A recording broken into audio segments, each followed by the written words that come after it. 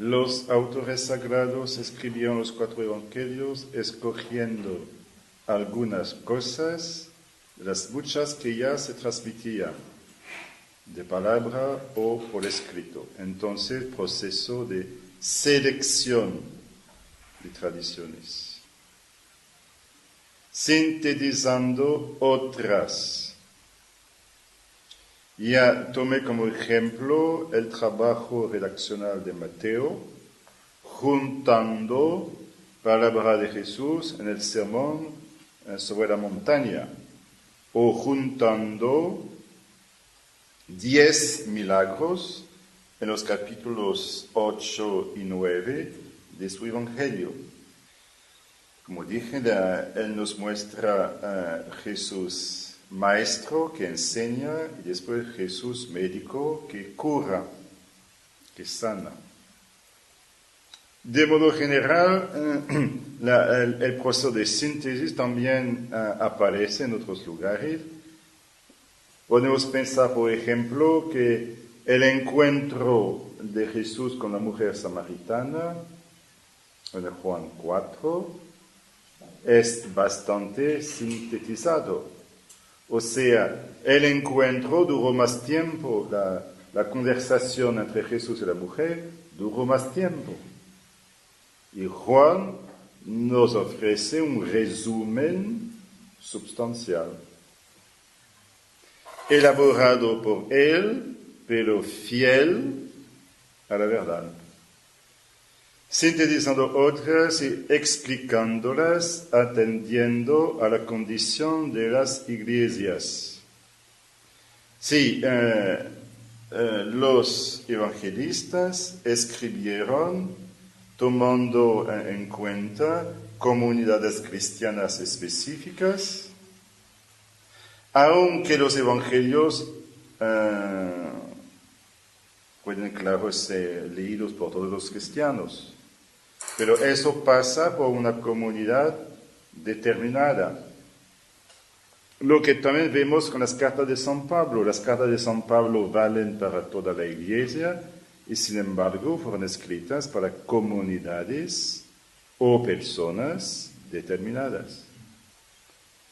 Veamos unos ejemplos de eso. Comparando Jesús apareciendo en el cenáculo por la tarde de Pascua, en Juan y en Lucas, ya que, Mateo y Marcos no tienen versión paralela.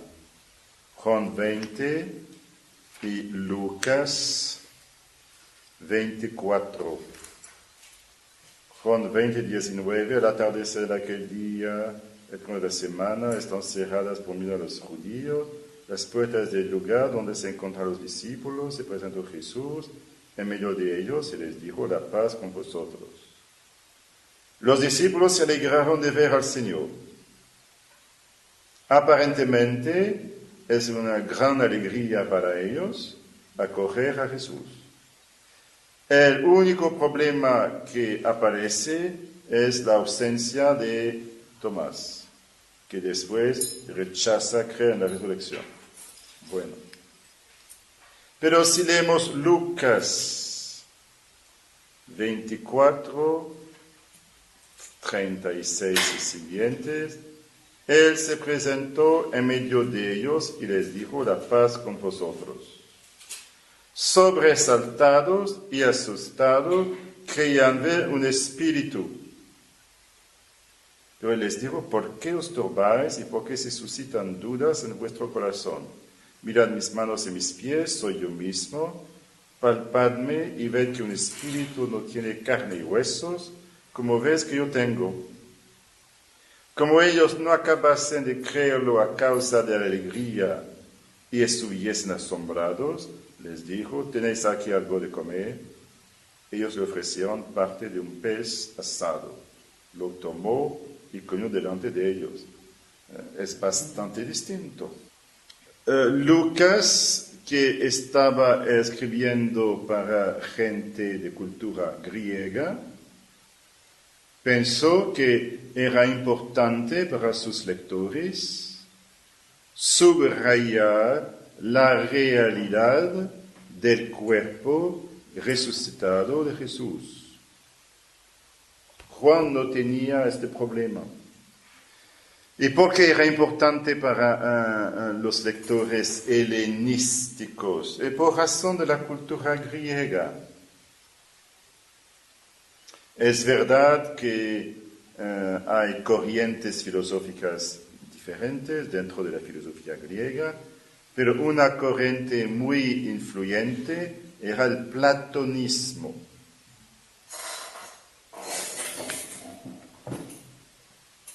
Platón, que tenía una visión muy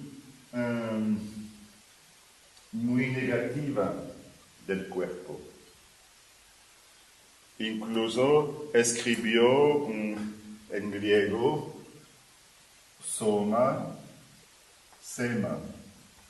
El cuerpo es un sepulcro. Un juego de palabras en griego. Toda la filosofía de Platón es una filosofía de la liberación. O sea, es anormal que el alma esté ligada a un cuerpo. No es bueno. Este cuerpo es como una prisión, una cárcel para el cuerpo. Y la filosofía ayuda al alma a liberarse progresivamente de los límites del cuerpo. Y si el hombre vive una vida buena, filosófica, espiritual, entonces después de la muerte puede esperar ser liberada definitivamente del cuerpo, porque de otro modo va a caer de nuevo la materia en un proceso de reencarnación, con toda una escala de degradación. Primero grado de degradación, la mujer, lo siento, es así, y después un animal.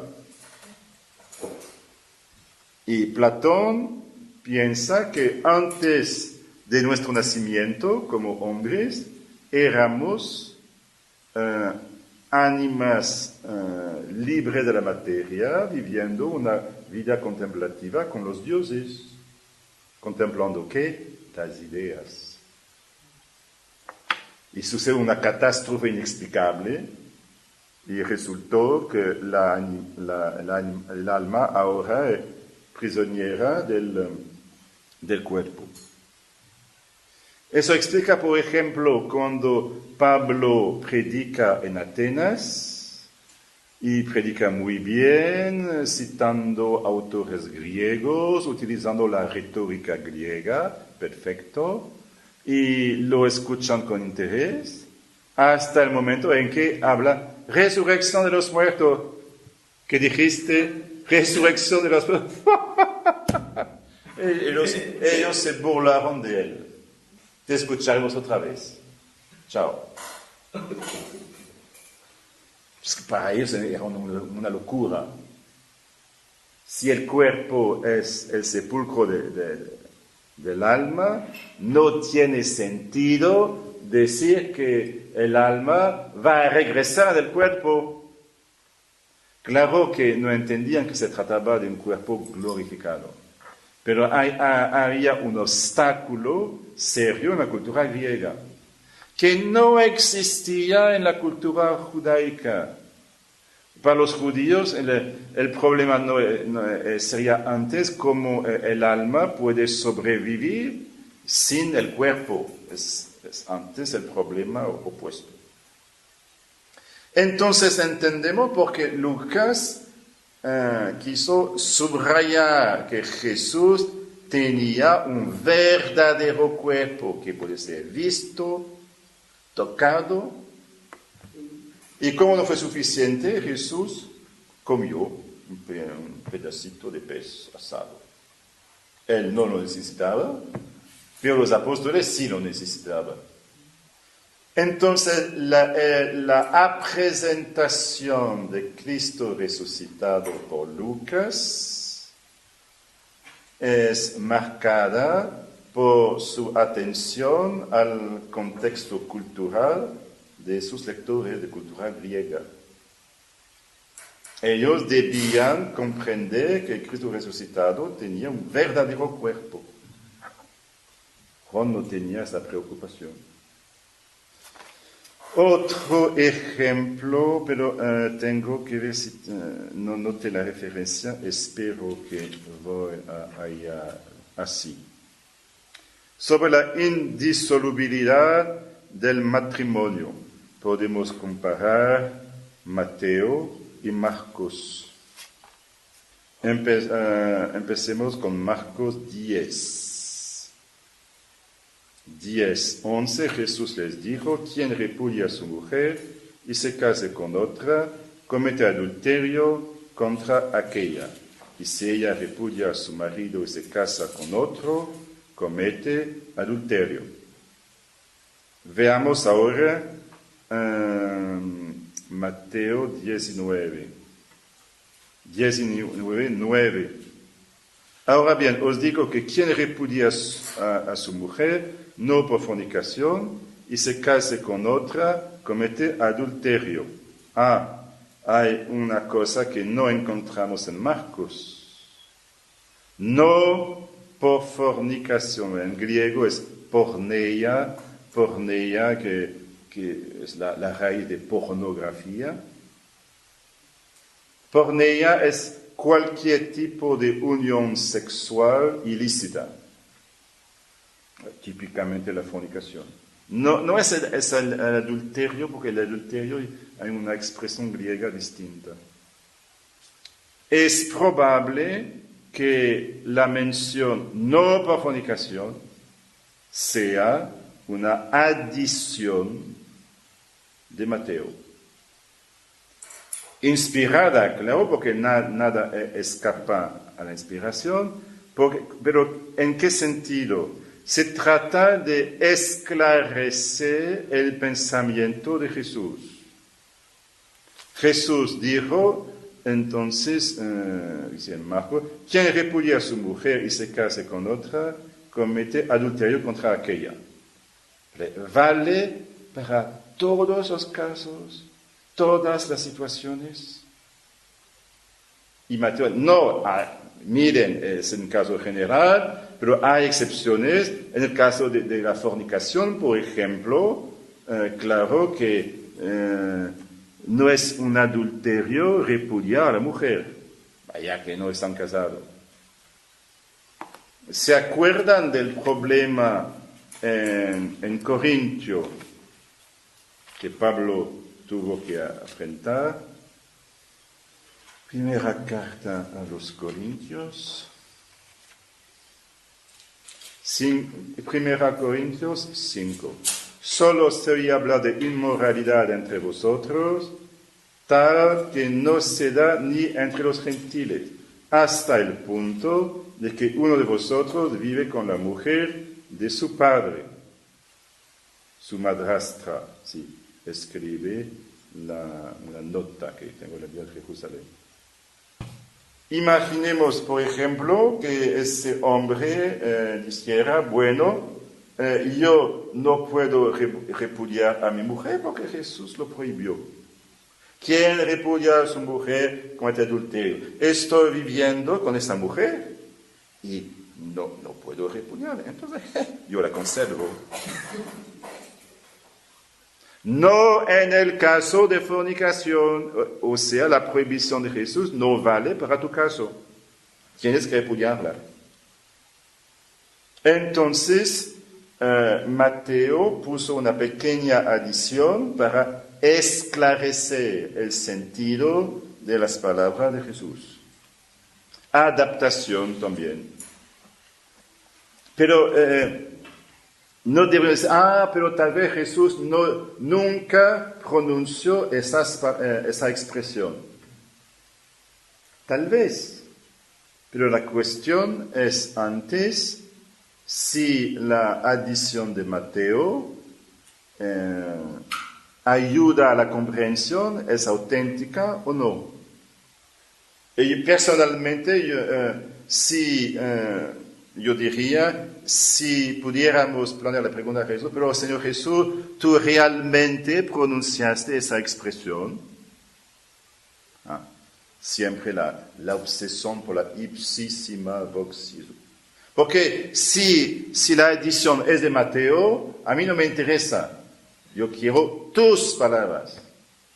Yo creo que la respuesta de Jesús sería, Mateo transmitió fielmente lo que yo quería decir. No es la misma cosa que transmitió fielmente mis palabras mismas, sino lo que yo quería decir.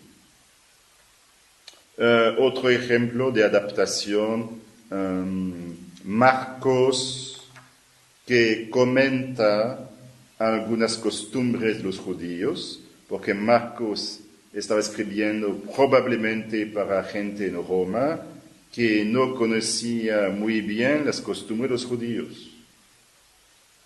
Lo explica, saben que los judíos tienen la costumbre de lavar todo, los platos, las jarras, etc. Y hacen muchas cosas por el estilo. Es una adaptación. Si los lectores fueran principalmente judíos, no sería necesario. Reteniendo por fin la forma de proclamación, la forma de los evangelios es siempre la misma, o sea, una historia, una narración de la vida de Jesús. De manera que siempre nos comunicaban la verdad sincera acerca de Jesús. Escribieron, pues, sacándolo ya de su memoria o recuerdos, ya del testimonio de quienes desde el principio fueron testigos oculares y ministros de la palabra. Es una cita del inicio de Lucas, para que conozcamos la verdad, las palabras que nos enseñan. Sí, Lucas, cuando inicia su evangelio, escribe, y he decidido yo también, después de haber investigado diligentemente todo desde los orígenes. Bueno, todos los comentadores piensan que Lucas no conoció a Jesús en su vida. Entonces no fue testigo directo de los acontecimientos del Evangelio. Pero muy probablemente hizo entrevistas, diríamos hoy, entrevistas.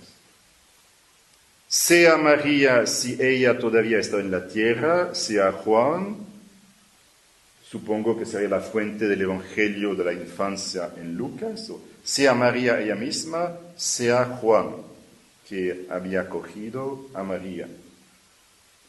Y a veces, según una hipótesis muy reciente, pero que pienso es muy interesante, a veces Lucas parece mencionar el nombre del testigo. Les mencionó dos casos. Los discípulos de Emaús, Lucas 24. Dos discípulos entonces caminaban para un pueblo llamado Emaús. Uno de ellos, llamado Cleofás, dijo a Jesús, eres tú el único residente en Jerusalén que no sabes esas cosas. Y bueno, ¿y por qué Lucas menciona el nombre de Cleofás? Y solo Cleofás. Tal vez él podría mencionar los dos nombres, o sea, ninguno de ellos, pero ¿por qué solamente uno? Hipótesis interesante, Cleofás sería el testigo entrevistado por Lucas. Cleofás contó la historia a Lucas. Un caso aún más raro en los Hechos de los Apóstoles. 12. Prisión de de Pedro y milagrosa liberación. Entonces, versículo 12, entonces Pedro se da cuenta que ha sido liberado por un ángel, marchó a la casa de María, madre de Juan, por su nombre Marcos, donde se llamaban muchos reunidos en oración. Llamó a la puerta y salió a abrirle una sirvienta llamada Rode, quien, al reconocer la voz de Pedro, de pura alegría no abrió la puerta. Es un poco ingraciado. ¿Y por qué Lucas menciona el nombre de la sirvienta? A nivel teológico no contribuye para nada. A nivel literario tampoco. Pero tal vez Rode fue la fuente de Lucas y le contó la historia. En ese caso sí, yo entiendo, porque él mencionó a Rode. En historia contemporánea, el historiador pondría nota, pie de página, vea tal libro, etc. Mi referencia es esta. Y podría ser que fuera el caso con Cleofás, Rode. Entonces es muy importante tomar en cuenta la predicación de los apóstoles, intermediaria entre la predicación de Jesús y la redacción de los evangelios, y un verdadero trabajo literario, redaccional, de los evangelistas. Porque el Espíritu Santo se sirvió de ellos no como robots o computadores, sino como de personas y aún más de amigos. Y entonces suscitó su cooperación libre. Los evangelistas son verdaderamente autores. Con el Espíritu Santo, no al mismo nivel, son dos niveles distintos, pero a su nivel propio, son verdaderamente autores. Entonces, hicieron un verdadero trabajo. Si hay una ilusión, pensar, solo grabaron o pusieron por escrito luego en estenografía las palabras de Jesús. No, sería una ilusión. Leamos rápidamente el número 20, el canon del Nuevo Testamento, además de los 4 evangelios, contiene también las cartas de San Pablo y otros libros apostólicos escritos bajo la inspiración del Espíritu Santo, con los cuales, según la sabia disposición de Dios, se confirma todo lo que se refiere a Cristo Señor. Se declara más y más su genuina doctrina, se manifiesta el poder salvador de la obra divina de Cristo, se encuentran los principios de la Iglesia y su admirable difusión, aquí alusión probable a los hechos de los apóstoles, se anuncia su gloriosa consumación, sería el Apocalipsis. El Señor Jesús pues estuvo con los apóstoles como había prometido y les envió el Espíritu Consolador para que los introdujera en la verdad completa. Yo creo que los números más importantes de ese capítulo 5 de Dei Verbum son el 18 y sobre todo 19. Claro que el concilio aprovechó una instrucción de la Comisión Bíblica Pontificia, que ya había publicado poco tiempo antes un documento sobre el tema. Pues la Comisión Bíblica no publica documentos que tienen valor magisterial. Cuando Dei Verbum sí es una constitución del concilio, tiene valor magisterial. Quisiera darles una pequeña idea del problema sinóptico. Sinopsis en griego significa mirar con, mirada de conjunto, digamos. Mirada de conjunto. Opsis, es la raíz de óptica. Y sin, con. La preposición con. Una sinopsis entonces es una mirada de conjunto de los tres así llamados evangelios sinópticos, que son Mateo, Marcos y Lucas. ¿En qué consiste el problema sinóptico? El problema sinóptico consiste en eso, cómo explicar tantas semejanzas entre Mateo, Marcos y Lucas. Juan es un caso aparte. Pero cuando se trata de Mateo, Marcos y Lucas, es muy visible y toda la gente, incluso la gente que no estudió exégesis, se da cuenta que hay muchas semejanzas. ¿Cómo explicar las semejanzas? ¿Cómo explicar las diferencias? Tal vez algunas personas digan, bueno, es curiosidad, es solo curiosidad, yo acojo los tres evangelios sinópticos y basta. Yo creo que no. No se trata solo de curiosidad, sino de comprensión más profunda. O sea, comprender mejor el génesis de los evangelios sinópticos ayuda a comprender la perspectiva propia de cada uno. Y eso vale la pena, comprender mejor la perspectiva particular de cada uno. Porque si no, entonces ellos dicen la misma cosa. ¿Y por qué tenemos tres y no solo uno?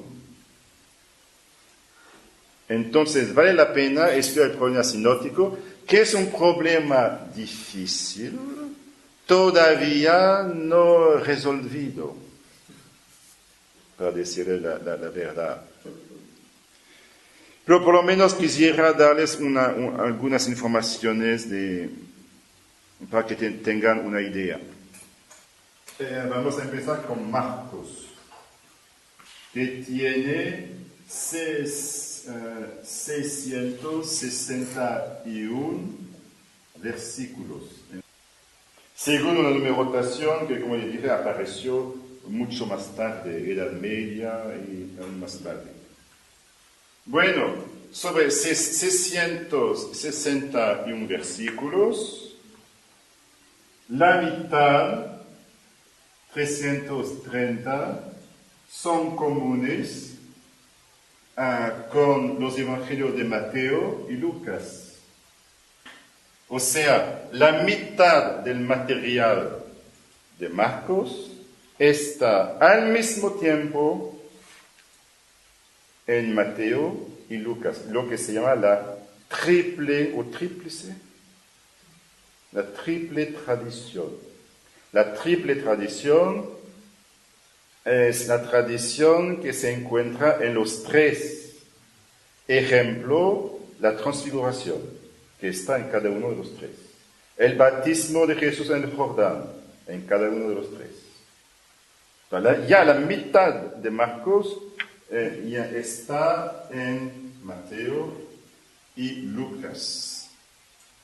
Casi la segunda mitad, un poco menos, 325, la encontramos sea con Mateo o con Lucas. O sea, encontramos la otra parte por lo menos en Mateo o en Lucas.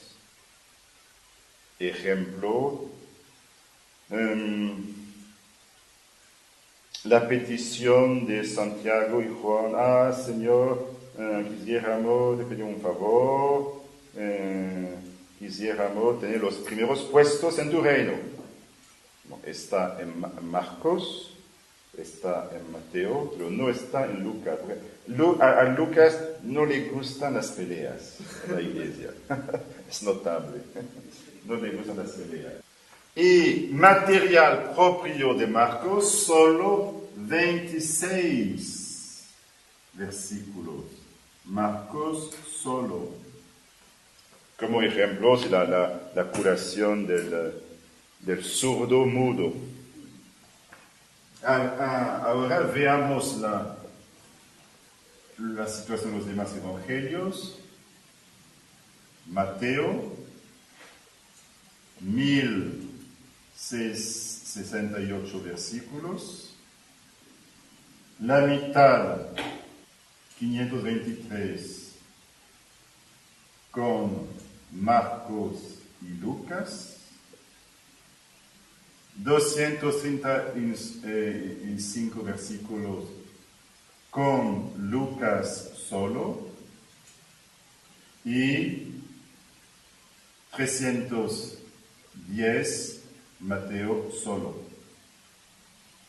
O sea, un poco menos de la tercera parte del Evangelio de Mateo es propio de él. Ejemplo de material propio de Mateo. Yo creo que no.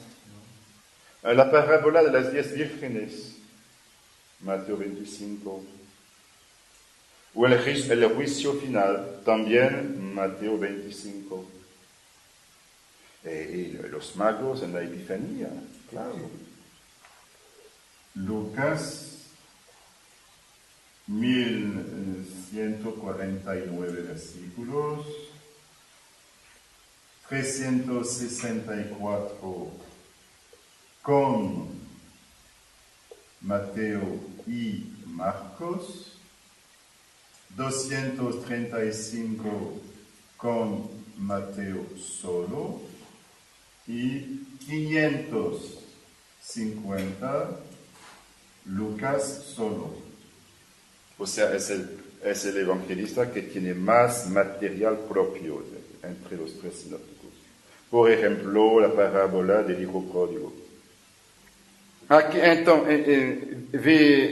vemos entonces que una grande parte del material está en común entre los tres, y no solo esto, sino que la orden de exposición de las tradiciones comunes es la misma. Bautismo en el Jordán, ministerio en Galilea, después, al final, subida a Jerusalén, pasión, resurrección, etc. Lo que llama la atención es la orden de exposición es la misma. ¿Cómo explicar esto? Tenemos testimonios patrísticos, pero aquí, ya que se trata solo de una introducción, voy a mencionar algunas hipótesis modernas sobre el problema sinóptico. Primera explicación, Griesbach, en el siglo XVIII. Griesbach, 1666. Fue él que inventó el adjetivo sinóptico. Según Griesbach, el que escribió en primer lugar fue Mateo. Y de hecho hay algunos testimonios patrísticos que favorecen esa hipótesis. Entonces, en primer lugar, Mateo. En segundo lugar, Lucas, que tomó material de Mateo. Y en tercer lugar, Marcos, que no solo tomó material común de Mateo y Marcos, sino que abrevió el material. Es la hipótesis de Griesbach. Todavía hay exegetas que adoptan esta solución, que tiene argumentos en su favor, pero que tiene también problemas, que no explica todo. El problema sinóptico entonces consiste en saber quién escribió en primer lugar. ¿Acaso uno de los evangelistas conoció el evangelio del otro o de los otros o no?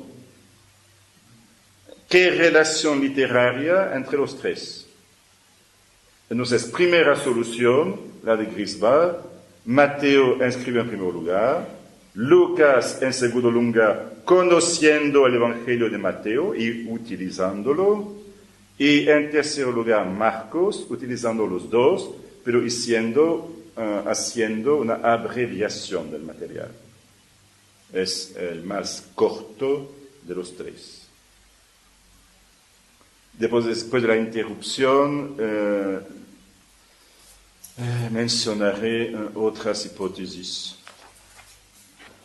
Gloria al Padre, al Hijo y al Espíritu Santo. Como era en el principio, ahora y siempre, por los siglos de los siglos.